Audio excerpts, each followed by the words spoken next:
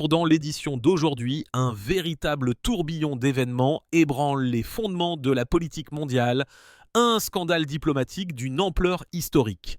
L'ancienne chancelière allemande Angela Merkel est accusée d'avoir cédé la Crimée. Dans ce contexte, Moscou lance des appels directs à la révolution en Ukraine, tandis qu'un envoyé spécial du Kremlin mène des négociations aux États-Unis en les étayant par des cadeaux très symboliques pour Donald Trump. Au cœur de Londres, un réseau de sabotage a été démantelé, travaillant, selon l'enquête, pour le compte de la société militaire privée Wagner. Et tandis que le monde retient son souffle, de rares manifestations ont lieu à Moscou et un deuil national d'1 an est décrété en Thaïlande. Tout cela et bien plus encore, tout de suite. Commençons par la situation en Allemagne où le gouvernement affiche une position de plus en plus ferme à l'égard des migrants. Depuis le début de l'année, près de 10 000 personnes ont été expulsées du pays.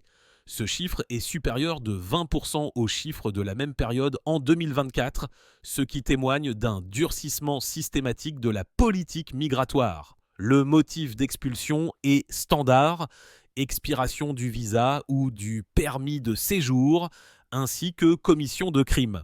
Le journal allemand Nostalgie rapporte que les citoyens turcs sont les plus souvent concernés par les listes d'expulsion. Plus de 1600 personnes ont été renvoyées dans leur pays d'origine. Les citoyens géorgiens arrivent en 2e position.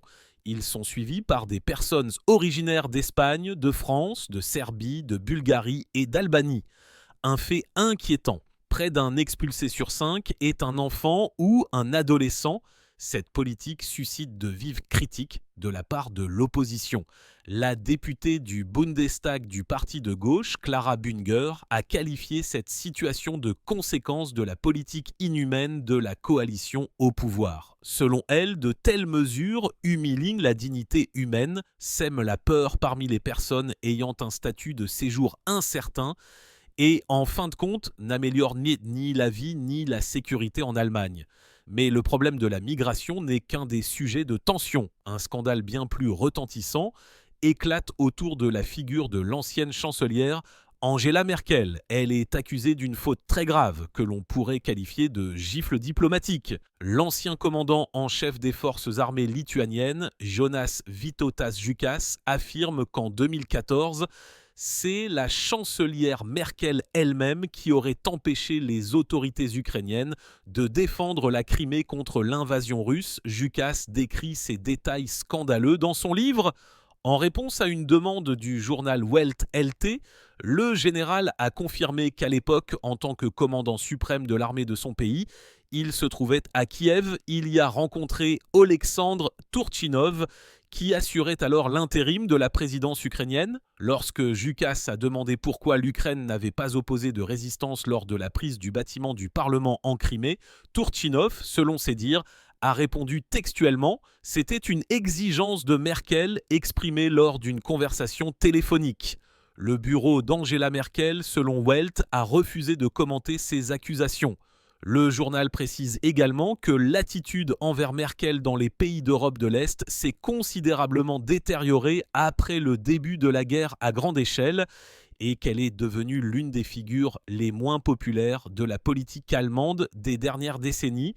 Et tandis qu'en Europe, on se dispute sur des événements vieux de plus de 10 ans, le champ d'information russe vit dans le présent et le futur, le dépeignant sous les jours les plus sombres pour l'Ukraine. Les chaînes de télévision russes discutent ouvertement des scénarios de renversement du président Zelensky et de destruction des plus grandes villes ukrainiennes. Une déclaration du présentateur de télévision Vladimir Soloviev a suscité un écho particulier lorsqu'il s'est soudainement adressé aux Ukrainiens en les appelant à organiser une révolution dans le pays ou à quitter leur ville natale. Il n'y aura pas de vie à Kharkiv, Poltava, Nikolaev, Odessa. Il n'y aura pas ces villes et Kiev non plus tant que les civils ne comprendront pas qu'ils ont été choisis comme chair à canon et ne renverseront pas leur régime nazi. Si vous n'avez pas la force, quittez ces villes. Comprenez, vous êtes utilisés comme bouclier humain, a-t-il déclaré. Simultanément, le ministère russe des Affaires étrangères soulève également la question d'un changement de pouvoir en Ukraine. Selon eux, même si Zelensky était remplacé par l'ancien commandant en chef des forces armées ukrainiennes, Valery Zaloujny, souvent considéré comme le principal opposant lors des prochaines élections, rien ne changerait pour la Russie. Le diplomate Radion Mirochnik a souligné qu'il est extrêmement important pour Moscou qu'un dirigeant au pouvoir en Ukraine reflète les intérêts du peuple lui-même. Cependant, ni Zelensky ni Zaloujny n'ont encore déclaré leur intention de participer aux prochaines élections. Cette question, en principe, n'est pas à l'ordre du jour. La présidence a déclaré à plusieurs reprises que les élections présidentielles n'auraient lieu qu'après la levée de la loi martiale, car leur tenue pendant la guerre est impossible pour de nombreuses raisons. La menace à la sécurité de la population civile, la migration massive et le grand nombre de militaires au front qui ne pourront pas voter. Dans ce contexte, les données des sondages de l'Institut international de sociologie de Kiev sont intéressantes. Selon leur étude, 67% des Ukrainiens sont catégoriquement opposés à la reconnaissance officielle des territoires ukrainiens comme russes. 54% des personnes interrogées estiment que l'Ukraine ne devrait pas céder ses villes, même si cela signifie une guerre plus longue et de plus grands risques pour l'indépendance. Dans le même temps, 38% des personnes interrogées se sont déclarées prêtes à faire certaines concessions territoriales pour parvenir à une paix rapide. Pendant que la télévision russe appelle à la destruction des villes, le représentant spécial du président Poutine, Kirill Dmitriev, mène un travail diplomatique aux États-Unis. Il insiste sur le fait que la Russie exige un arrêt complet de la guerre et non une trêve temporaire. De plus, dans l'une de ses interventions, un compliment inattendu a été adressé à Zelensky. Dmitriev a déclaré « Le président Zelensky a accepté de geler la ligne de conflit sur les positions actuelles pour un cessez-le-feu. Pourquoi le président Poutine n'a-t-il pas accepté cela ? Je pense que la Russie ne veut pas seulement un cessez-le-feu, mais une résolution définitive du conflit. Le président Trump a écrit la vérité à ce sujet dans son post. Parce qu'un cessez-le-feu peut toujours être violé. C'est une solution temporaire. Beaucoup peuvent enfin l'utiliser pour se réarmer et se préparer à la poursuite du conflit. Selon Dmitriev, la Russie, les États-Unis et l'Ukraine sont assez proches d'une solution diplomatique. Et il a qualifié de grand pas de Zelensky le fait même que l'on ait parlé d'une fixation sur la ligne de front, alors qu'auparavant sa position était le retrait complet des troupes russes. La presse occidentale a déjà qualifié la visite de Dmitriev en Amérique de début de la guerre pour Trump entre la Russie et l'Union européenne. Le journal The Telegraph, citant le président finlandais Stubb, écrit que Moscou tente de convaincre Trump d'accepter le plan de Poutine pour mettre fin à la guerre, tandis que l'UE doit se battre pour l'attention du président américain et défendre sa position. Selon un fonctionnaire européen, Stubb a transmis aux alliés, l'entourage de Trump confirme que les sanctions, la situation en Ukraine et la position de l'Europe lui conviennent actuellement. Mais soyez prudents, l'interlocuteur de Steve Witkoff, envoyé spécial des États-Unis, est actuellement actif à Washington. Il faut donc continuer à travailler avec l'entourage et avec le président lui-même. Un autre source a résumé le conseil Stubb. Alors continuez à leur parler pour que l'ennemi ne soit pas le seul à le faire. Dans le cadre de ce dialogue avec la partie américaine, Dmitriev a d'ailleurs apporté un cadeau à Donald Trump. Des chocolats avec des citations de Poutine. Parmi elles, des phrases telles que « Les frontières de la Russie ne s'arrêtent nulle part. Nous sommes prêts à répondre à tous les défis du temps et à vaincre. » Et « La Russie est un pays qui n'a peur de rien. » Comment Trump doit-il interpréter ces citations et que changera ce cadeau ? Une question qui est actuellement activement débattue par les analystes. À Kiev, on estime que le principal enjeu de Poutine est la destruction de l'unité tant à l'intérieur de l'Ukraine qu'au-delà de ses frontières. Un pari sur la trahison du peuple et des alliés. Le chef de la direction principale du renseignement du ministère de la Défense ukrainien, Kirill Boudanov, a déclaré que l'objectif de la Russie est d'attiser les sentiments anti-guerre dans les pays européens à l'aide de drones, de sabotage dans les usines et les chemins de fer, ainsi que de cyberattaques. Selon lui, il s'agit d'un double avantage pour Moscou. Si les Européens se lassent de la guerre, cela réduira l'aide à l'Ukraine. Et en même temps, l'idée que la guerre avec la Russie ne vaut pas la peine est implantée dans l'esprit des Européens. La Russie, de son côté, nie toutes les accusations des Européens, qualifiant leur déclaration de russophobes. Dans ce contexte, l'ancien secrétaire général de l'OTAN, Jens Stoltenberg, reconnaît en fait que les alliés de Kiev ont laissé tomber l'Ukraine à un moment décisif. Dans son livre « À mon poste », Leadership à l'OTAN en temps de guerre, publié le 23 octobre, il écrit « Il y avait quelque chose de passif et de défaitiste dans le comportement de nos partenaires à Washington. Ils prenaient peu de risques, n'allaient pas à l'offensive et cachaient leur président. » Stoltenberg affirme que le président américain de l'époque, Joe Biden, ne pouvait pas prendre de décision par crainte de ce que dirait l'autre type en faisant référence à Donald Trump. Mais ce ne sont pas seulement les États-Unis qui ont laissé tomber l'Ukraine, écrit le politicien norvégien. L'Union européenne avait promis de fournir à l'Ukraine 1 million d'obus d'artillerie de mars 2023 à mars 2024, mais moins de la moitié ont été livrés. Les prévisions concernant la durée de la guerre sont peu encourageantes. Un ancien membre de l'équipe de Zelensky a déclaré dans une interview au Wall Street Journal que la guerre pourrait durer des années car la Russie et l'Ukraine conservent la capacité de mener des opérations militaires. Selon lui, cette guerre se terminera soit par la disparition de l'Ukraine, soit, je cite, par l'effondrement du projet impérial russe. Dans le même temps, les interlocuteurs du journal estiment qu'une révolution contre Zelensky n'est possible que dans un seul cas, s'il cède le Donbass. Pour l'Ukraine, malgré toutes les pertes, la situation est loin d'être une défaite. Le président Vladimir Zelensky aurait presque certainement été confronté à une rébellion intérieure s'il avait accepté le dernier ultimatum de Poutine qui consistait à renoncer aux villes stratégiques de la région de Donetsk en échange d'un cessez-le-feu qui, selon toute vraisemblance, s'effondrerait rapidement. Mais pendant que les politiciens échangent des reproches, les services spéciaux et les saboteurs entrent en jeu.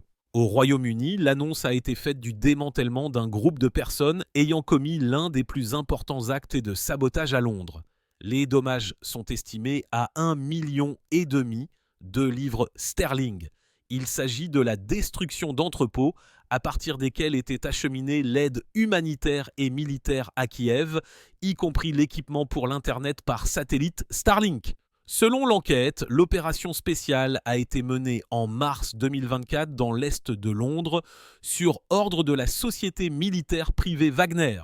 Toutes les personnes impliquées dans l'incendie criminel ont déjà été condamnées à des peines allant de 8 à 17 ans de prison. L'accusé principal, Dylan Earl, âgé de 21 ans, a plaidé coupable et a été condamné à 17 ans. Selon l'enquête, il a discuté du plan avec un coordinateur russe et préparé une attaque contre les biens de l'homme d'affaires Evgeny Tchitchvarkin et le bureau de la société Revolut. Le juge a qualifié les actions du groupe d'une campagne planifiée de terrorisme et de sabotage au profit de la Russie. Dans le contexte des intrigues internationales et des sabotages, la capitale russe elle-même est devenue le théâtre de rares manifestations de mécontentement public. Au centre de Moscou, près du bâtiment de l'administration présidentielle sur l'Ilinka, de 50 à 150 personnes se sont rassemblées pour exiger la libération des musiciens du groupe Stop Time, arrêtés après une représentation de rue. Les personnes rassemblées tenaient des pancartes, signaient des pétitions et disaient à voix haute ce qui se chuchotait depuis longtemps dans les cuisines. Assez d'emprisonnés pour la musique. L'initiative de la pétition est venue du mouvement Aube d'Ekaterina Dontsova. Les participants ont exigé non seulement un réexamen de la décision du tribunal, mais aussi une enquête sur les abus des lois, sur le discrédit de l'armée et les rassemblements massifs de citoyens. Simultanément, des défenseurs des animaux se sont rassemblés près du bâtiment de l'administration, protestant contre le projet de loi sur les amendes pour avoir nourri les animaux errants. Une altercation a eu lieu entre les deux groupes. Certains ont commencé à scander « Nous sommes pour Poutine » et à exiger de disperser, comme ils l'ont dit, les provocateurs. Pour rappel, les membres du groupe Stop Time de Saint-Pétersbourg ont été arrêtés en octobre 2025 pour avoir interprété des chansons et des agents sur la perspective Nevsky, y compris Noise MC. Élargissant la géographie des événements, transportons-nous dans le Caucase du Sud. La leader de l'opposition biélorusse, Svetlana Tikhanovskaya, a renoncé à un voyage à Erevan après que la Lituanie n'a pas autorisé à l'accompagner, ne serait-ce qu'un seul agent de sécurité. Cette information a été confirmée au siège de Tikhanovskaya. Oui, je peux confirmer que nous avons dû prendre la difficile décision d'annuler notre première visite en Arménie, prévue de longue date. Cela est dû à la décision de cesser de fournir une protection personnelle à l'étranger, a déclaré le conseiller de Tikhanovskaya, Denis Kuczynski. Selon lui, il a même souhaité proposer à la partie lituanienne de payer la visite d'un agent du service de sécurité exécutive en Arménie. Cependant, ils ont quand même reçu un refus. Dans le même temps, le bureau de l'opposante a assuré qu'il ne critiquerait pas la décision de Vilnius. Le journal lituanien 15 Mina a souligné que la décision du Premier ministre arménien Pachinian d'accueillir Tikhanovskaya lors d'un événement international dans son pays était un autre signal important du désir d'Erevan de se distancer de l'influence russe. Et revenons à Moscou où une bagarre massive a eu lieu avec la participation de travailleurs migrants. Des vidéos sont apparues sur les réseaux sociaux montrant plusieurs dizaines d'hommes armés de bâtons et de pelles courant près d'un complexe résidentiel et s'attaquant les uns aux autres. Des témoins oculaires ont écrit que les travailleurs ne s'étaient apparemment pas partagé un certain objet sur lequel des travaux de réparation étaient en cours. Selon la chaîne Telegram Baza, 4 personnes ont été blessées lors des affrontements. La police a été appelée sur les lieux.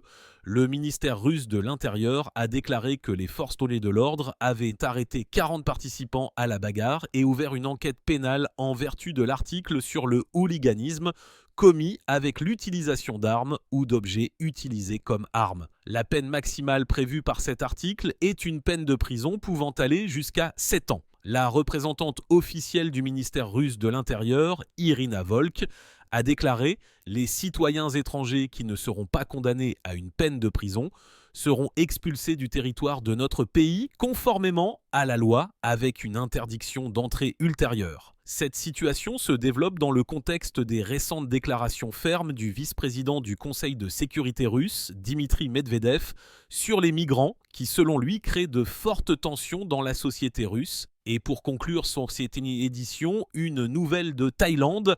Le pays est plongé dans un deuil qui durera une année entière. La raison en est le décès de la reine-mère Sirikit. Elle avait 93 ans. En Thaïlande, Sirikit était considérée comme une mère de la nation et une icône de style. Le service de presse de la famille royale a annoncé que Sirikit était décédée dans un hôpital de Bangkok des suites d'une septicémie que, malgré tous les efforts des médecins, il n'a pas été possible de vaincre. Sirikit, fille d'un diplomate thaïlandais, a épousé en 1950 Bhumibol Adulyadej, qui est rapidement devenu le roi Ramanathan et a régné pendant plus de 70 ans, plus longtemps que quiconque dans l'histoire du pays. Le fils de Sirikit, le roi Vajiralongkorn, a ordonné aux membres de la famille royale et aux fonctionnaires de respecter un deuil d'1 an. Les drapeaux sur les bâtiments gouvernementaux seront mis en berne pendant 30 jours.